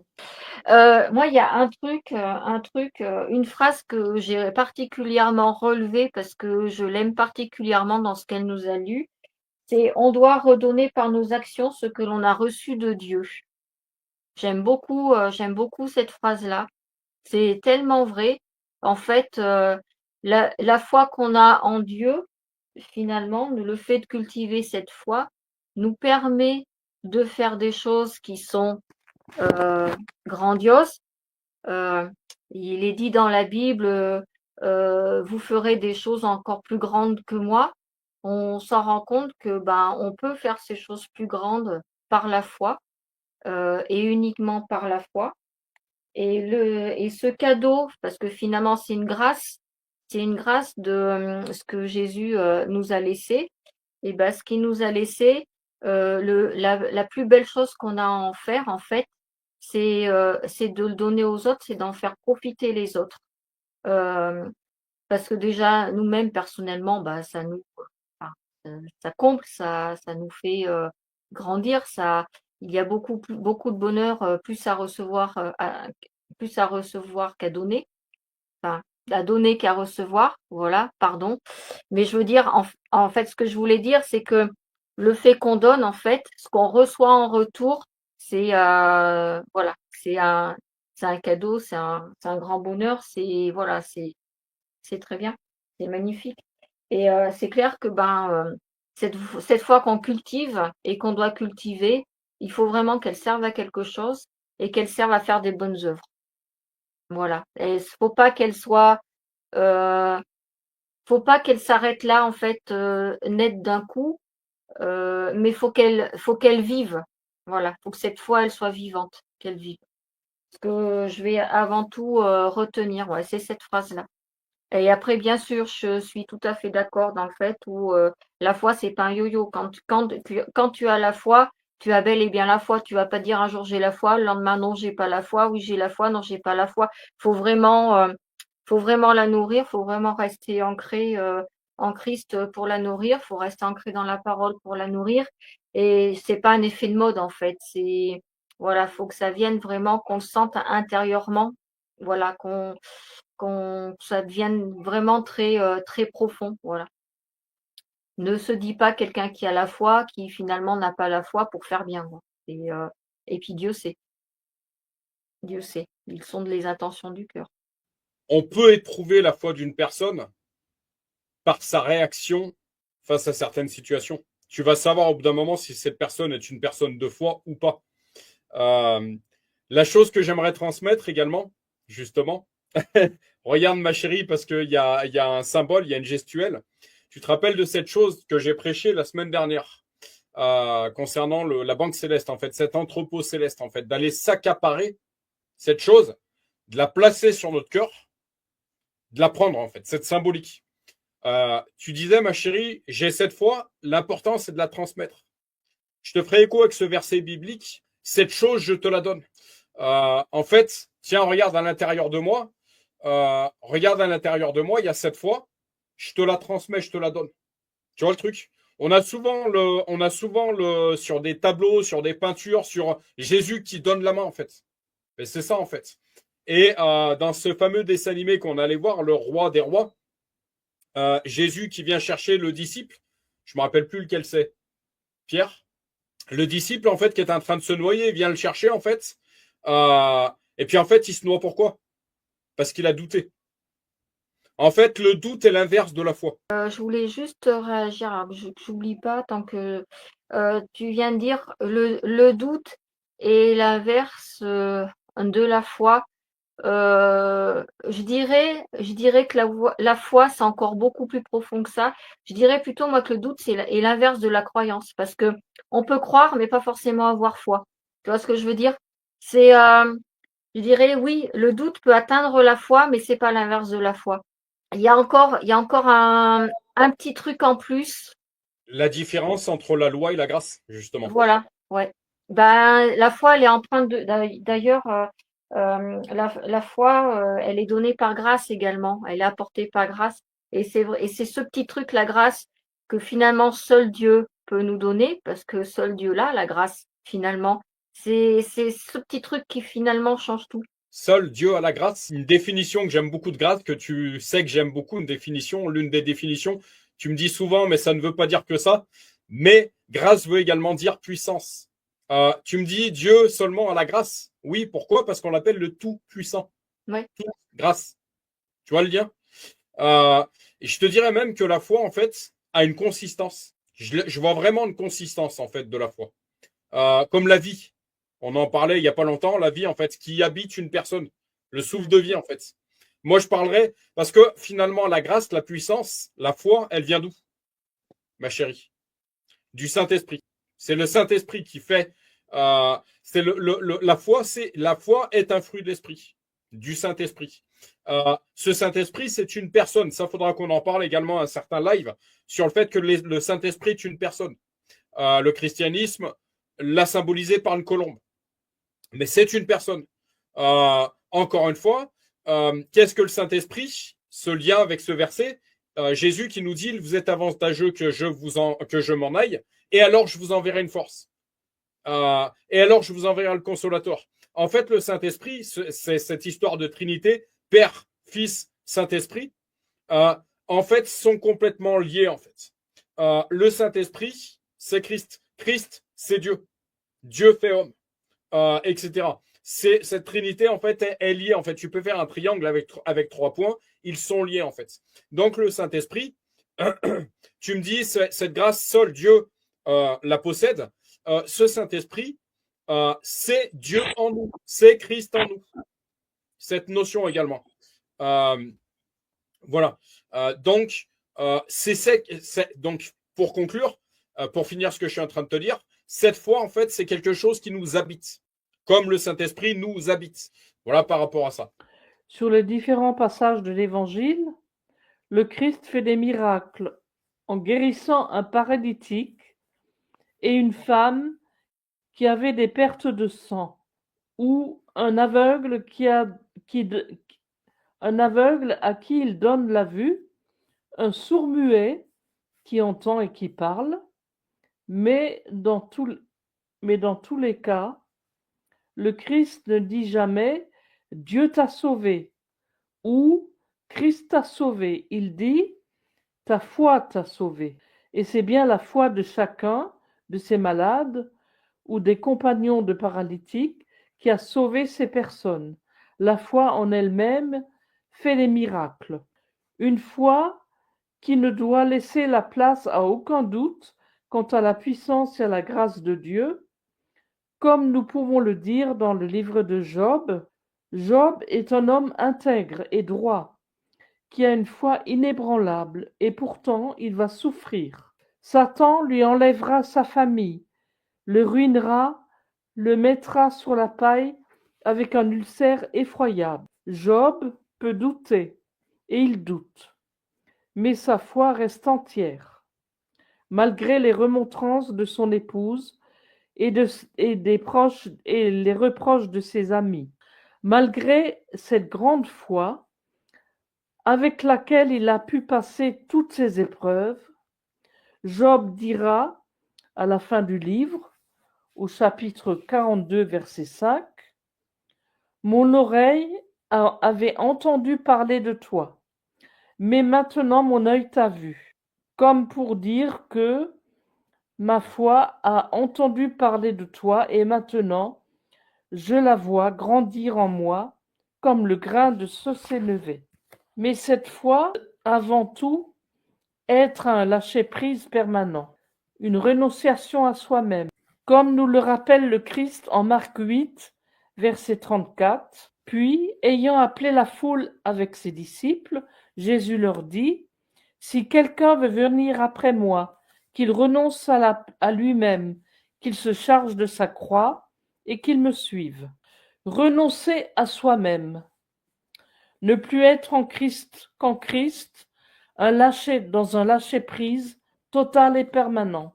Pas de ce lâcher-prise dont parle beaucoup le monde pour n'importe quoi, dans n'importe quelle situation, mais un détachement total, celui de la renonciation à soi-même pour se charger de la croix. C'est dans ce renoncement total à l'égard de l'homme et du monde que notre foi est complète en Dieu. Elle ne nous appartient plus. Elle est entièrement à Christ et en lui, corps, cœur et âme. Elle sera alors une foi sans faille à déplacer les montagnes, purifier et laver, comme nous le rappelle la lettre aux Hébreux, chapitre 10, verset 22. Approchons-nous avec un cœur sincère, dans la plénitude de la foi, des cœurs purifiés d'une mauvaise conscience et le corps lavé d'une eau pure, dans la plénitude de la foi, une foi à 100% pour Dieu. Mais quelle plénitude! Avoir confiance, mais quelle confiance! Et jusqu'où? L'exemple de Pierre en Matthieu 14, versets 29 à 31, nous montre bien la fragilité de la foi. Jésus dit à Pierre, « Viens, Pierre. » Pierre sortit de la barque et marcha sur les eaux pour aller vers Jésus. Mais, voyant que le vent était fort, il eut peur. Et comme il commençait à s'enfoncer, il cria, « Seigneur, sauve-moi. » Aussitôt Jésus étendit la main, le saisit et lui dit, « Homme de peu de foi, pourquoi as-tu douté ?» Pierre a eu confiance entière en Christ, et pourtant, sa foi ne dure qu'un temps. Pierre a-t-il douté? Christ lui demande de venir, et il répond avec une affirmation « oui ». Mais son oui est-il un oui ou un pourquoi pas? Et la foi qu'il a en Christ est-elle inébranlable? Pierre a une confiance totale. Pierre a une confiance totale en Christ, mais il n'a pas renoncé à lui-même. Il n'a pas fait un vrai lâcher-prise. Pourtant, nous ne pouvons rien reprocher à Pierre, qui s'est jeté à l'eau, au sens propre comme au sens figuré. Il a eu cette audace que ses compagnons n'ont pas eue, de demander à Christ de le rejoindre en marchant sur l'eau. Mais à la première difficulté, le vent qui souffle, Pierre panique et sa foi s'étiole. Sa foi en Christ, même si elle est sincère, n'est pas accompagnée d'un renoncement à soi-même, un vrai lâcher-prise à l'égard du monde et de ses circonstances. Sa foi est en Christ, même si elle est encore attachée à ces choses de ce monde. Malgré ce revirement et ce peu de foi, Jésus n'abandonne pas Pierre. Il étendit sa main et le saisit. Christ connaît la foi de Pierre. et il sait que c'est un disciple honnête. Mais lorsque lui dit que c'est un homme de peu de foi, ce n'est pas pour réprimander, mais c'est pour qu'il aille encore plus loin dans son amour en Christ. Pierre pense pouvoir aller jusqu'au bout avec son Seigneur lorsqu'il lui déclare en Matthieu 26, versets 34 à 35, prenant la parole, Pierre dit, « Quand je serai pour vous tous une occasion de chute, tu ne le seras jamais pour moi. » Jésus lui dit, « Je te le dis en vérité, cette nuit même, avant que le coq chante, tu me renieras 3 fois. » Pierre répondit, « Quand il me faudrait mourir avec toi, je ne te renierai pas. » Nous connaissons la suite de l'aventure de Pierre et son reniement. Mais le Seigneur lui pardonnera à sa défaillance et son manque de foi. Lorsqu'il l'interrogea 3 fois sur l'amour que celui-ci lui porte, en Jean 21, versets 15 à 17. Jésus affirma la foi de Pierre et lui demandera de paître ses brebis. Christ sait à ce moment-là que Pierre a réussi à renoncer à lui-même.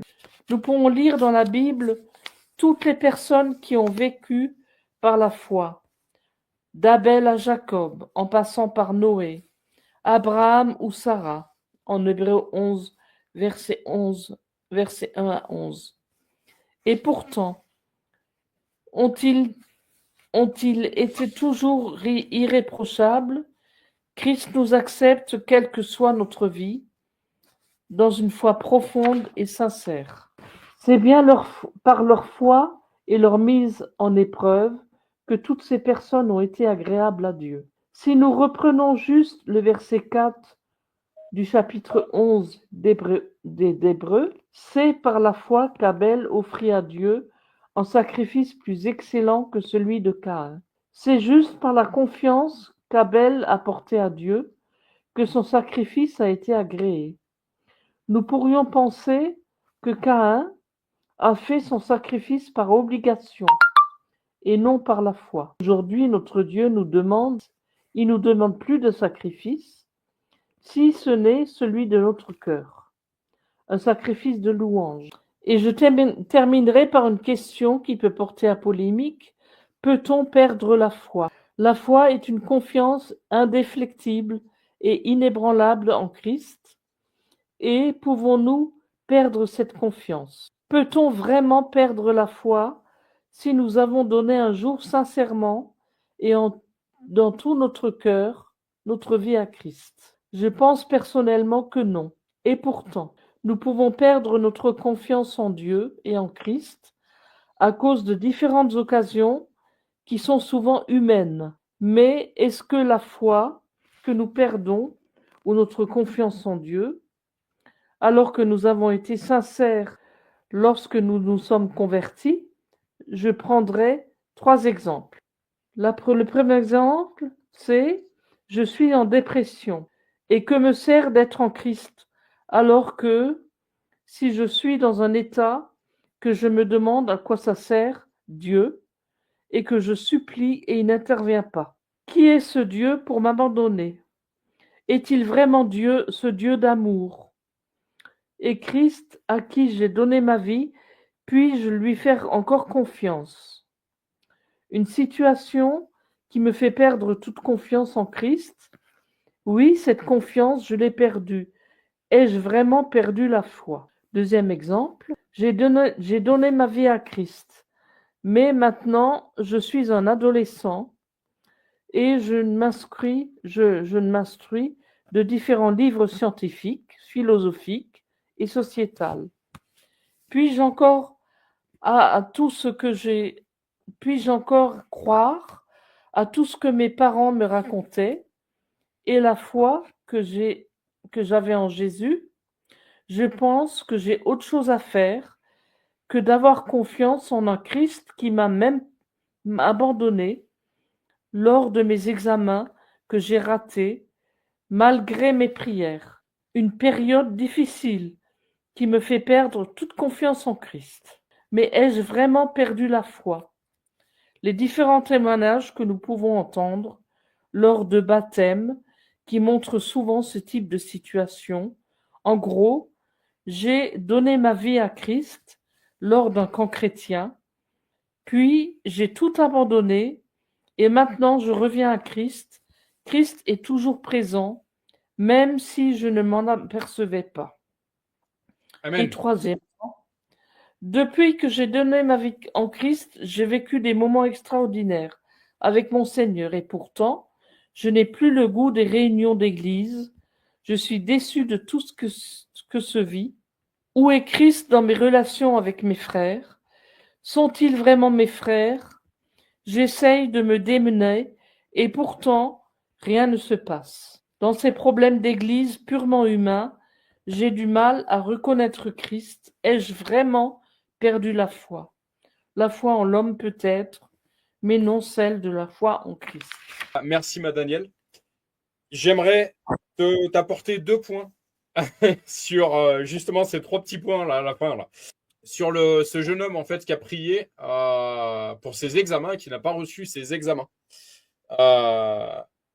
Encore une fois, on peut prier pour certaines situations, mais n'oublions jamais que c'est pas notre volonté qui est faite, que c'est toujours celle de Dieu. J'ai un plan parfait pour votre vie. C'est-à-dire que peut-être que l'échec à cet examen pour toi c'est un drame, mais peut-être que la raison de Dieu c'est parce qu'il te va ailleurs en fait, parce que Dieu te va ailleurs en fait. En fait, il faut comprendre que oui, en tant que chrétien, nous devenons visionnaires, mais le plus grand des visionnaires c'est qui? C'est Dieu. C'est-à-dire que nous voyons à 3 mois, 4 mois, nous pouvons prophétiser sur certaines périodes. Mais qui est le créateur de toutes choses? Donc, Dieu voit encore plus loin que nous, en fait. C'est-à-dire que à Bama, j'ai pas certaines situations. À Bama, j'ai prié parce que je voulais partir en voyage.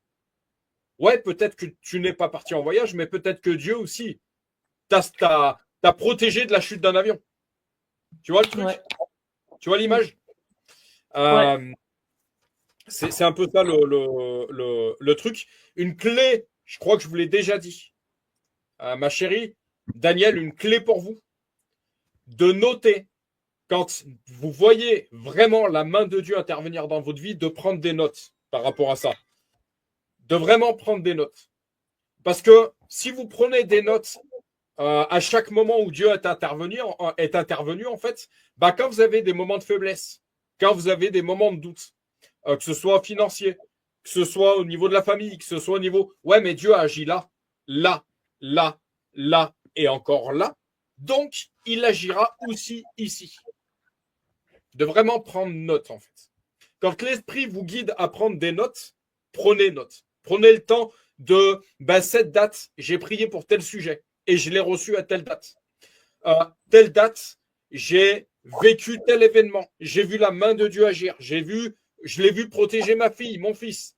Je l'ai vu, j'ai vu la réponse à cette prière. Et de le relire, encore une fois, ça vous permet de vous dire, puisqu'il est intervenu ici, ici, ici et encore ici, alors il interviendra également ici. Voilà. Et ça permet justement de ne pas perdre la foi. De rester sûr de sa foi, en fait. Voilà ce que je voulais vous apporter. Ma chérie, on t'a pas trop entendu. Qu'est-ce que tu nous ferais part de tout ce que tu as entendu? Qu'est-ce que ça suscite chez toi, ce que tu as entendu ce soir sur la foi? Eh ben, déjà, première réaction, c'est que je suis persuadée, en fait, d'être sur le bon chemin parce que j'ai vraiment compris et je pense vraiment être en accord avec cette notion de foi que Daniel nous a apportée et la notion de la foi, la définition vraiment de la foi qu'on peut lire dans la Bible. Personnellement, je suis tout à fait, comment je dirais? Je sais, je vais pas dire je crois, mais je sais vraiment qu'on a, enfin, je vais parler pour moi plutôt, ça sera plus simple.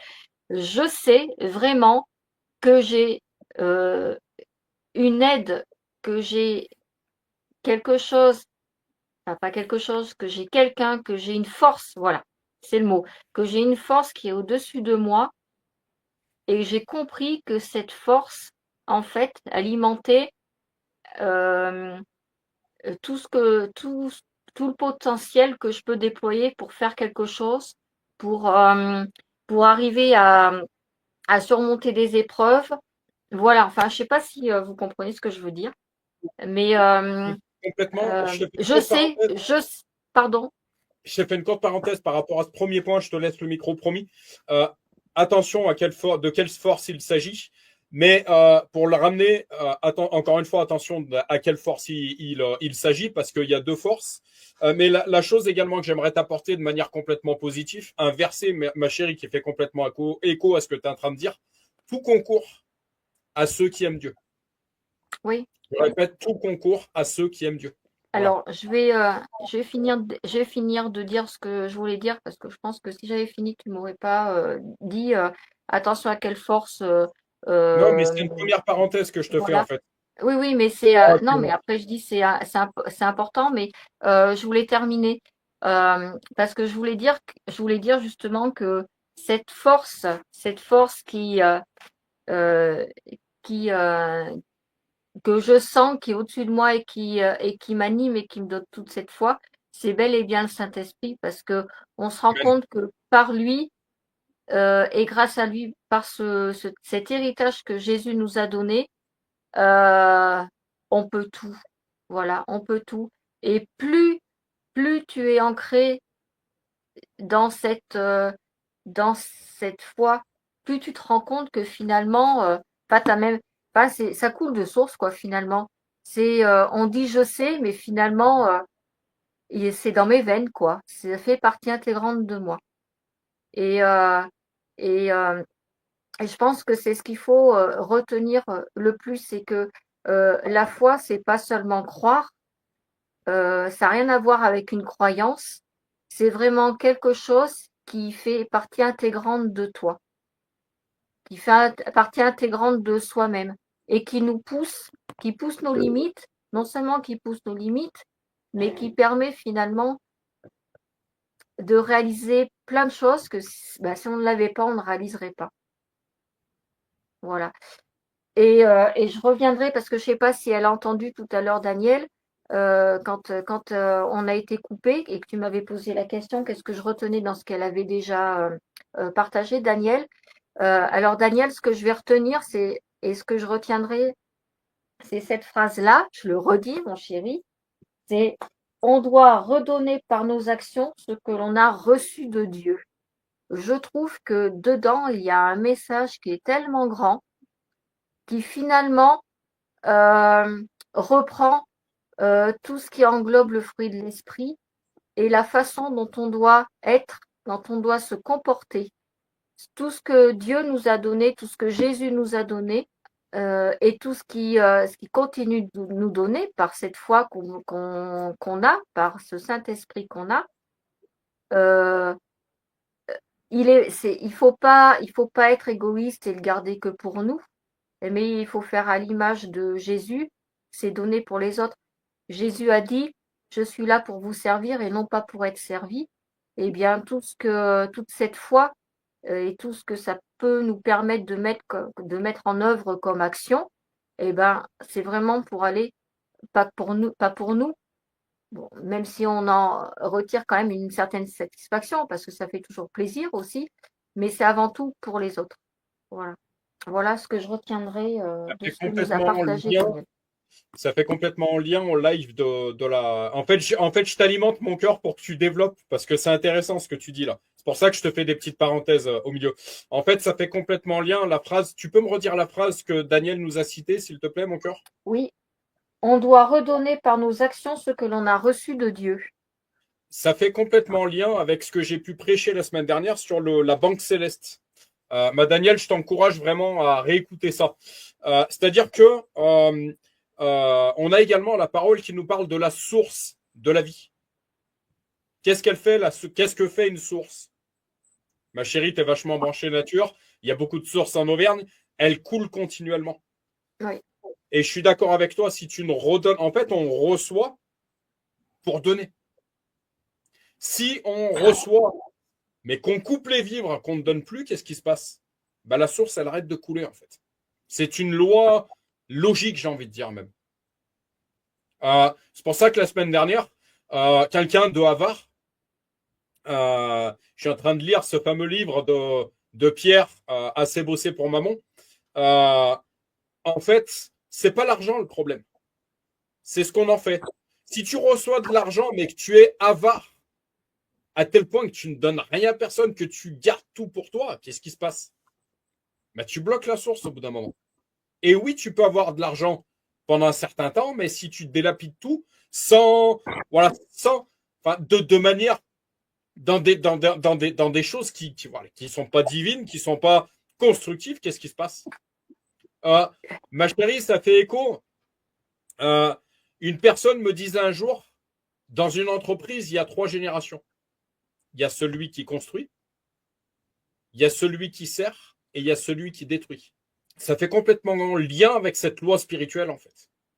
Euh, Si tu reçois, encore une fois, tu reçois une entreprise, mais tu l'utilises pas à bon escient. Donc, tu ne sers pas cette entreprise. Bah, tu vas la perdre, cette entreprise. Si tu es donné une personne, en fait, mais que, j'ai pas envie d'utiliser le terme utilisé, mais que comment dire pour un être humain, tu ne prends pas soin de cette personne. Bah, cette personne, tu vas la perdre, en fait. Si tu es uni dans les liens du mariage, il t'est donné le mariage, c'est une alliance divine, mais tu ne prends pas soin de ce mariage.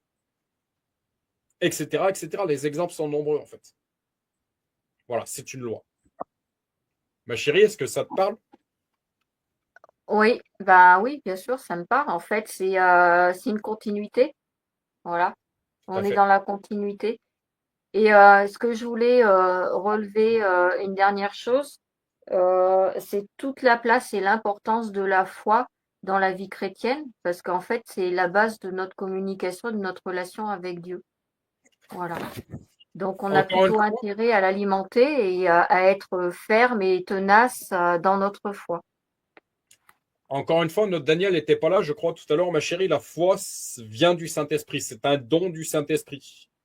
Euh, donc oui, pour faire écho à ce que tu me dis, l'importance d'entretenir la foi dans notre marche chrétienne, en fait. La foi, également, c'est celle qui nous... On a foi que cette parole est la vérité. On a foi que Jésus est vivant. On a foi que Jésus guérit. On a foi que Dieu est tout-puissant. On a foi que Dieu est souverain. On a foi que ceci et cela. Donc ouais, la foi est extrême. Si je dirais que c'est la base également dans la vie chrétienne. Voilà. Mm. Daniel, ton mot de la Oui, fin. oui, oui, c'est tout à fait juste, hein, tout ce que vous avez dit, hein, c'est bien parce que ça me conforte dans tout ce que je pense, hein, c'est exactement ça. Amen. Et continuons comme ça, hein, avec le Seigneur. Tout à fait. Et la foi, encore une fois, puisque la foi, c'est le Saint-Esprit, euh, euh, la nécessité, puisque la foi, c'est le Saint-Esprit, qu'est-ce qui fait grandir, qu'est-ce qui muscle, qu'est-ce qui développe le Saint-Esprit en nous, Daniel?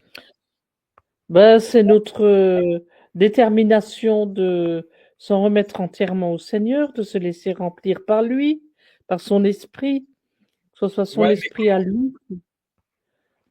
comment? Comment? Par la prière.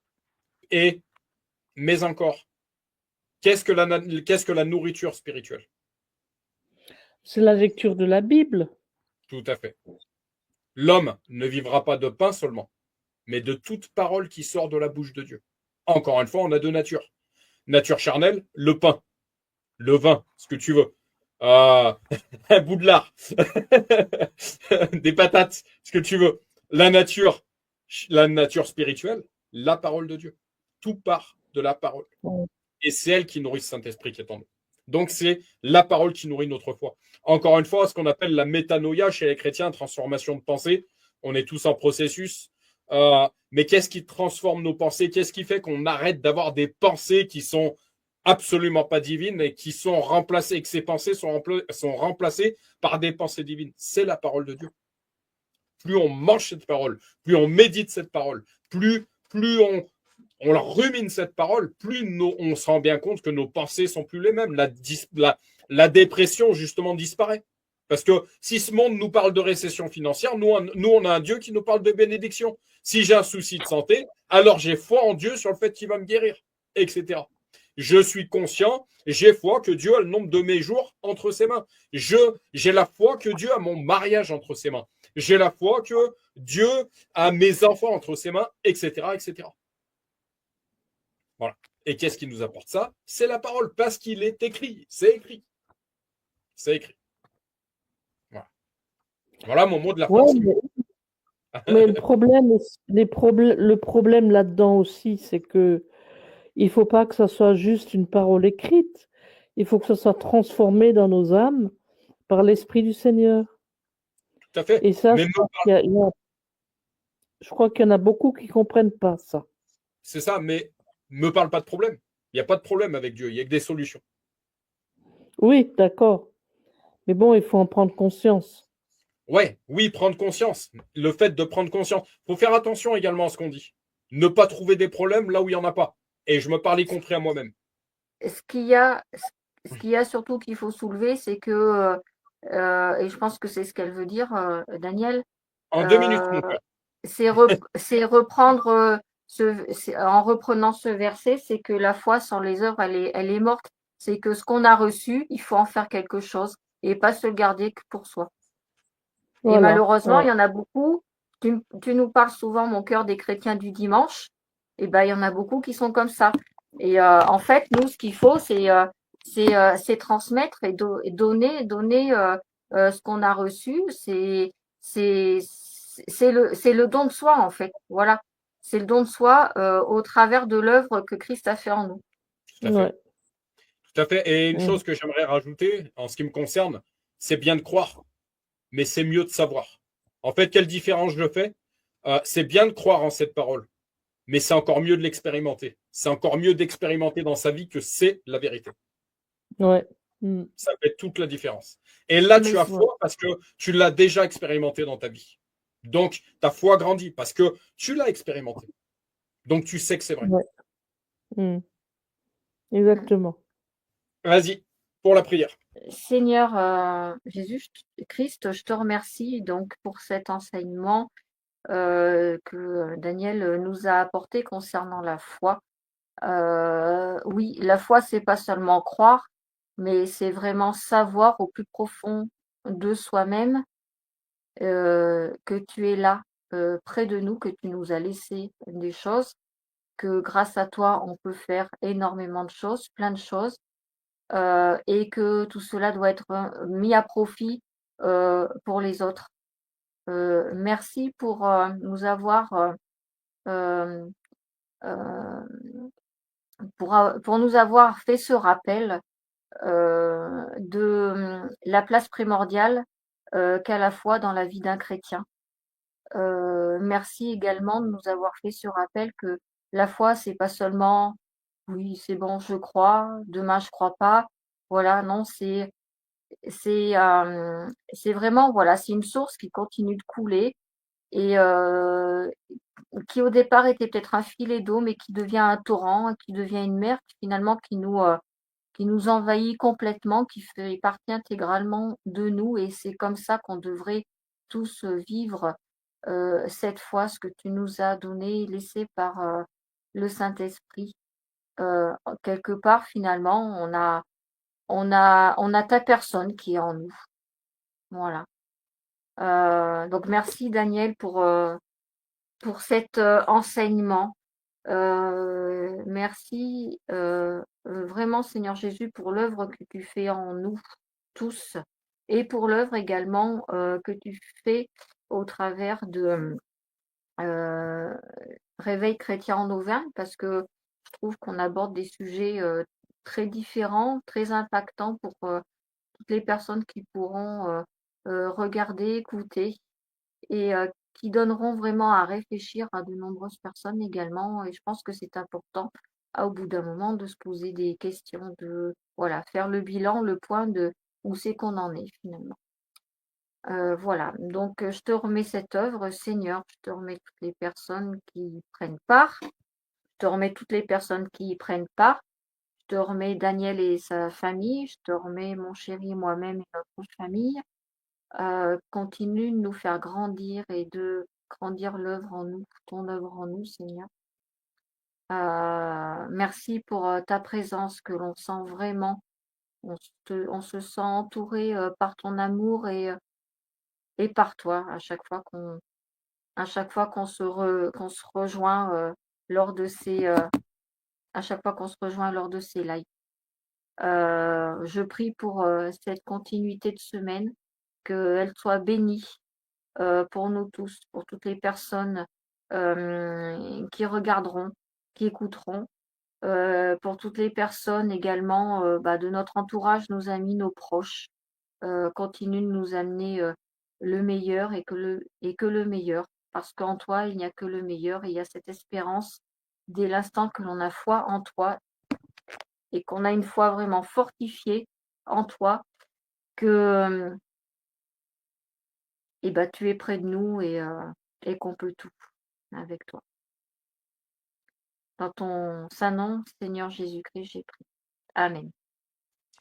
Amen, ma chérie, peut-être que tu peux prier pour que Daniel trouve Oui, l'église que Jésus sait qu'il lui est attitré.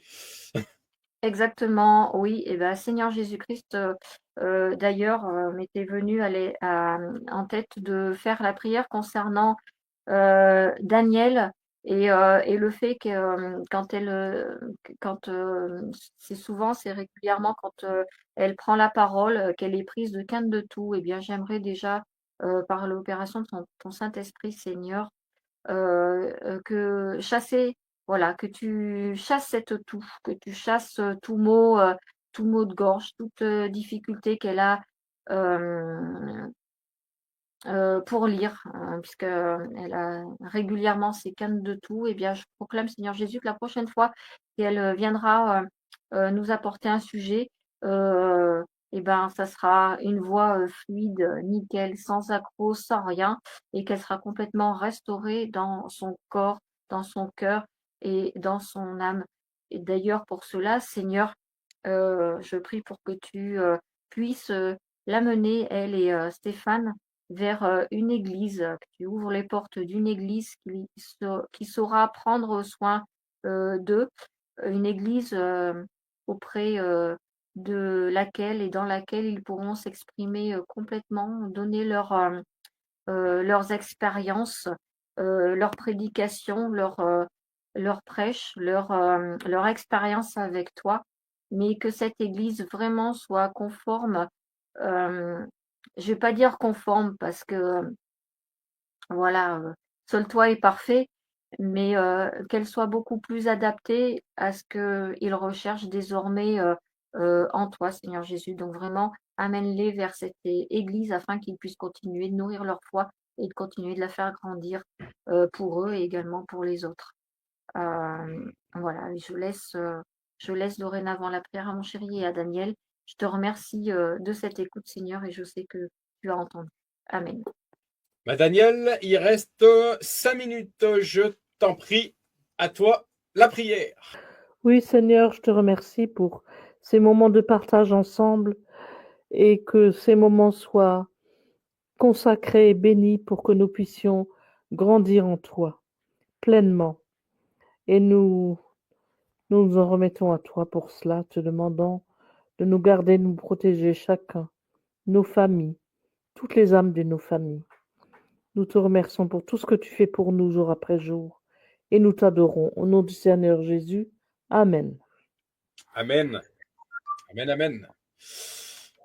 Seigneur Jésus, merci pour ce live. Ma prière sera celle-ci, c'est que Daniel reste également au sein de Réveil Chrétien en Auvergne encore une multitude d'années, Seigneur.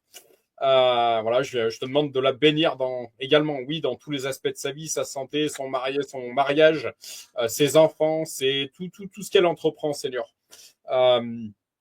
Vraiment, justement, que la foi puisse se muscler en elle, que ton Saint-Esprit puisse se muscler en elle, Seigneur. Tu la restaures, Seigneur, dans son cœur, dans son âme, dans son esprit, Seigneur. Je prends autorité sur toute maladie d'Égypte, sur tout ce qui n'est pas de toi, Seigneur. Et je le chasse de notre Daniel en ton Saint nom Jésus. Je le chasse de sa maison et je le chasse de sa famille dans le nom de Jésus. Je fais la même prière en ce qui concerne notre maison, en ce qui concerne ma femme, en ce qui me concerne moi-même. Seigneur, je prends autorité sur toute forteresse, Seigneur, qui aurait pu se lever entre Christelle et moi, Seigneur. Je prends autorité sur toute chose qui n'est pas de toi, Seigneur, et qui pourrait être encore dans notre maison, Seigneur. Tout ça n'a plus lieu d'être, Seigneur, et s'en va maintenant, dès cet instant, dès cette prière. En ton Saint nom Jésus, je déclare une multitude d'années, encore une fois, pour nous tous, et ta santé, Seigneur, sur nous tous, Seigneur. Je remets Réveil Chrétien en Auvergne, Seigneur, que tout ça puisse prendre puissance, Seigneur. En ton Saint nom Jésus, nous avons prié. Amen et Amen.